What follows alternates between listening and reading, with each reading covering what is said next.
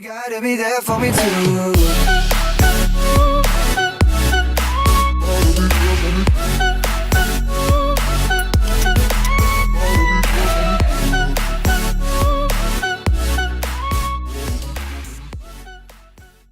อะไรวะสบายดีทุกคนวันนี้ก็ไม่ได้มาเล่นเกมวันนี้กติมาพาไปเลาะน้องกับบรรดาเอาไม่เมื่อกี้มันมีเหตุผิดพลาดเนาะมีคนเข้ามาอีกนะวันนี้เขาจะมาไปเทียบตัวเราเอามาอีกโอ้ยเมื่อกี้ก็ว่าผิดไปหลายยามเถอะตอนนี้ก็มาหาแท็กซี่อยู่อันนี้กับบรรดามูของข้าปะจ้อยอีกเนาะยิ้มเนี่ยคนนี้ซื้ออย่างก่อนซองฮีเขียว บ้า คนนี้ได้ซื้ออย่าง ซื้อพุจ้า ซื้อคิมแทฮี Nope โอ้ยตอนนี้กำลังหารถแท็กซี่มาหับอยู่เบิ่งสภาพแต่ละคนยิ้มตี้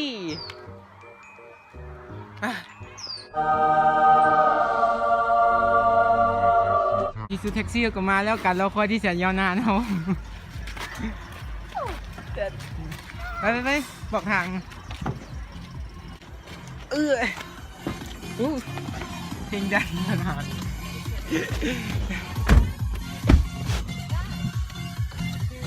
ตอนนี้เข้ามาในรถแท็กซี่แล้วกันเราคอยที่ยาวนานของเขาเกือบจะเป็นศาสตร์เลยนี่ อยู่เวียดนามอยู่เฮนี่รถค่อนข้างที่จะหลายแต่ว่าไม่ค่อยเห็นอุบัติเหตุในคนอยู่นี่เขาจะค่อนข้างที่จะขี่รถแบบระมัดระวังในแบบถึงรถสิหลายแต่เขาจะ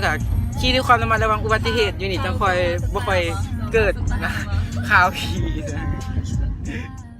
Streets waiting for the summer, knowing there's nowhere to go.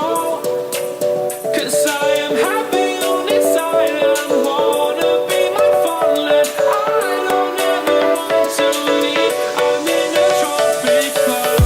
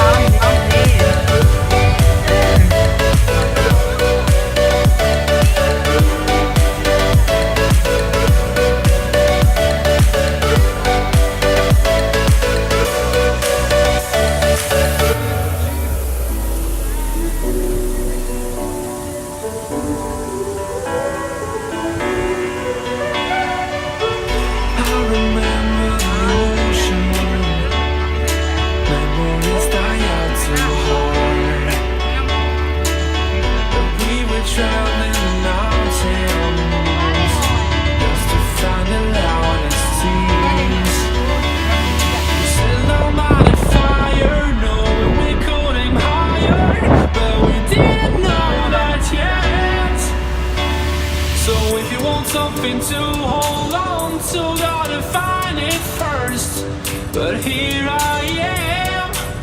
'cause I've been laying under palm trees, waiting for the summer, knowing there's nowhere to go.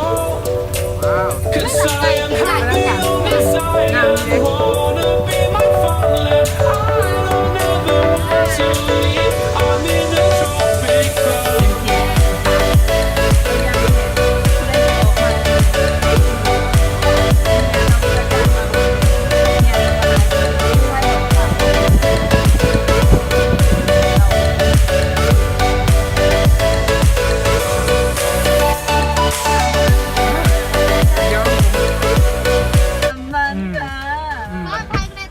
แล้วก็เอาเงินกูอีก แล้วก็เอาเงินกูจ่ายอีกเจริญพร บ้านบ่มียังบ่มี ถึงแล้วจ้าทุกคน ทำเงินอีหยังเนี่ย ในที่สุดการเดินทางเกือบ 5,000 กิโลเมตรของเราบ่กิโลสักในที่สุดการเดินทางของเขากับมาฮอดได้หน่วยจนได้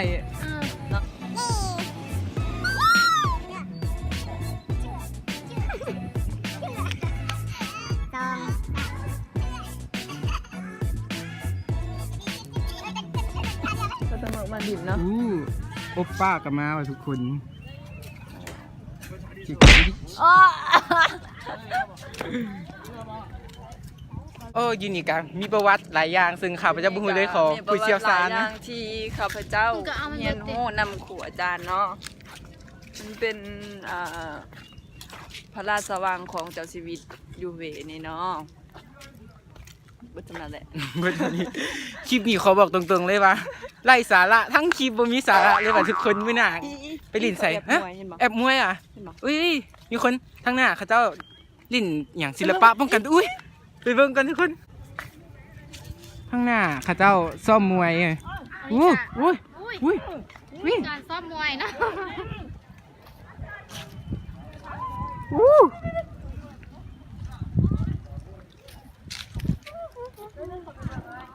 เพลงอย่าแฮนเพลงอย่าแฮน ถ้าวินได้หน่วยเนาะ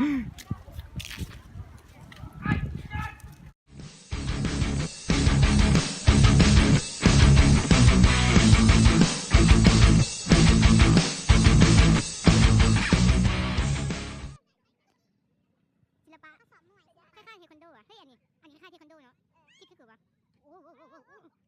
เขาก็โอเวอร์กันปะวะเขาโอเวอร์กันไปปะวะ ไปปะวะ เขียนเนี่ย ย่ออ้วโอ้โหอู้คนเกาหลีอะคนอันยังอาเซโยคำซ้ำมาชิมาโหยเกาโอย บ่ไม่เสีย โอ้ไม่บ่จื้อนี่เอาเข้ากล้องเข้าดิหมูข่อยเข้ากล้องอ่ะทุกคนให้มันเข้าสมใจอ่ะทุกคนมื้อนี้หมูเฮาสีมาสอนภาษาเกาหลีนะว่าไม่เด้อ สู้ๆบัดสิเกือบบ่ ว่าไม่เด้อทั้งหลังเฮานี่ก็แม่นแม่นอีหยังก็ทั้งหลังแม่นอีสังเกาะทั้งหลังเฮานี่นะ เป็นเงินของเพิ่นเอาบ่แม่น ฮะ อันนี้แม่นปอมยาม ป้อมอ่ะ ของเจ้าชีวิต ทั้งหลังเฮาแม่นป้อมยามเป็นคนเดียวสิหันกล้องไปให้เบิ่งนะคนหลายว่ะเฮาสิได้ถ่ายรูปกับเขาจริงๆเบิ่งเอาดิคนหลายว่ะมื้อนี้รู้สึกว่าเฮาสิได้ถ่ายรูปไว้มื้อนี้ อย่า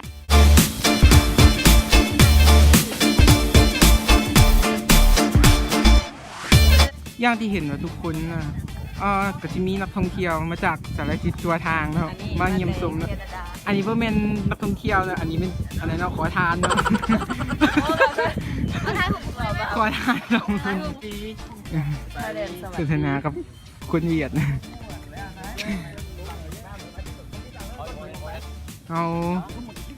เขาได้มาเป็นมือกล้องจำเป็นให้เนาะ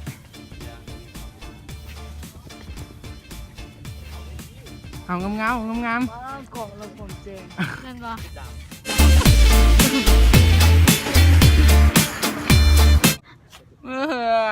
เกิดเหตุการณ์บ่คาดคิดว่า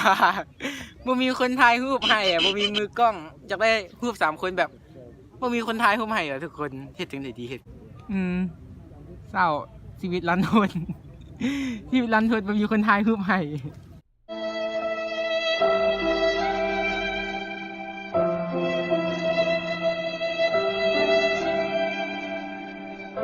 ออกแล้วคลิปแบบออกแล้วให้เพิ่นถ่ายให้ไป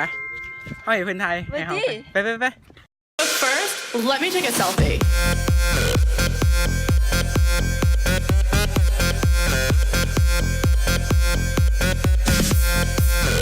เฮ้ย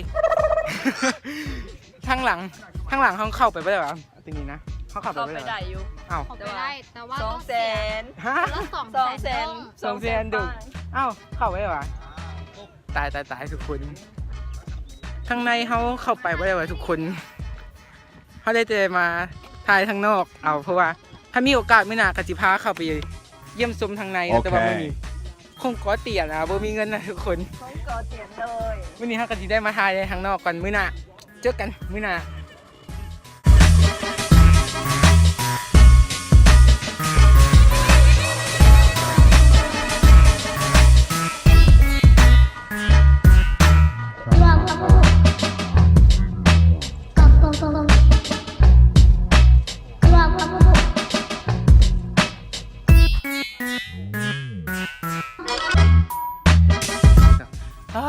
เมื่อยอ่ะทุกคน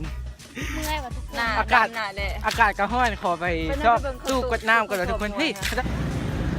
ตู้สีเหลือง อ้ยนี่คือว่ารถหลายแท้เนาะ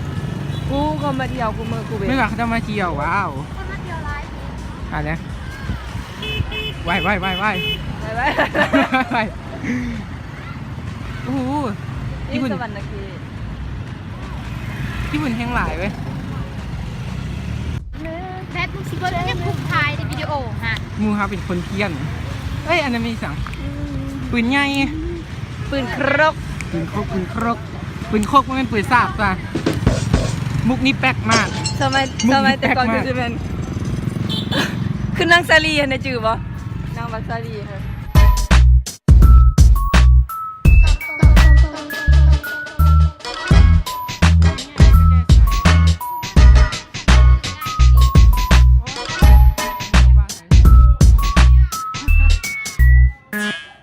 ดิตูกดน้ ของใครอ่ะ โอ้ยมะเขือยาว ำเพลงบักแตงโมกลับมาแล้วอะทุกคนว่าตูน้ำมาถึงแล้วอ่ะในที่สุดเรากลับมาฮอดตูน้ำถึงไหนอ่ะโฟกัสดิกูนั่นยี่ไฮโซนะ อ่าหิวน้ำอ่ะทุกคนคอแห้งหลาย บ่มีใบห่างถ้ามีใบห่างเอามาแน่ รู้สึกว่าสีนี้อีก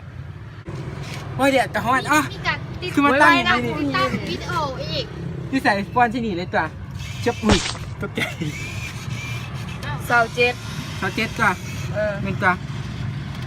ไว้ ใส่ซาวเจ็ดโอเค เออ เอ้า อุ้ยหนำโต๊ะ ทายจี้ อี ทายนี่จ้ะ ใบ10,000บอกหามึง ถูกเลยดิ 10,000มันได้แต่ปุกเดียวหนึ่งบอก อ้าวมึงบอกกูเอง ใช่ นี่อยู่กล้อง เกิดเหตุตีกันเรื่องหน้าเลยวะ มาสิมา กูรู้สิได้สอง โอ ปุก เคพอดี เกิดเหตุการณ์บุคาดฝันที่หน้าตุกเดียวทุกคนมาสิตอนนี้กำลังสิออกจากโซนเอ้าแบตสิเบิร์ดแล้วทุกคนโอ้ my god แบตเหลือแต่10%ถ้าสิได้ทายจนเบิร์ดปะนี่ตอนนี้กำลังสิออกจากโซนเบื้องพุ่นไปต่อโซนเบื้องนั้นเนาะจักบ่ฮู้ว่าสิได้ทายเบิร์ดหรือบ่มาลุ้นน้ำกัน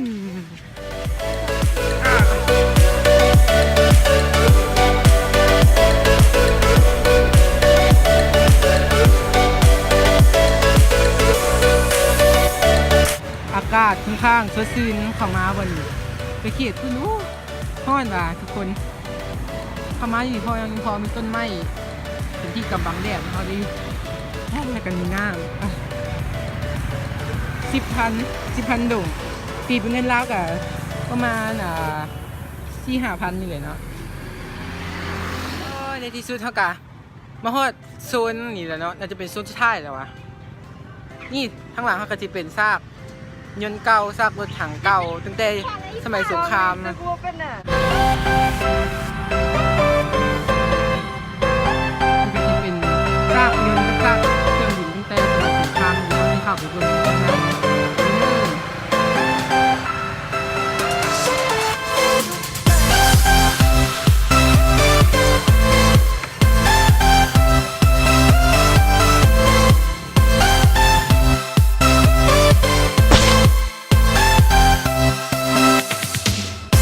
เฮ้ยแบดเบิร์ดเมื่อวานเลยบ่ได้ทายตอนสุดท้ายแต่กะเขาก็ทายจนเกือบเบิร์ดแล้วเนาะคันมักก็อย่าลืม หาต่อยุงเฮียน คันมักก็อย่าลืมกดไลค์กดแชร์กด subscribe ให้ด้วยนะจ๊ะพบกันใหม่ในคลิปหน้าขอบใจบ๊ายบาย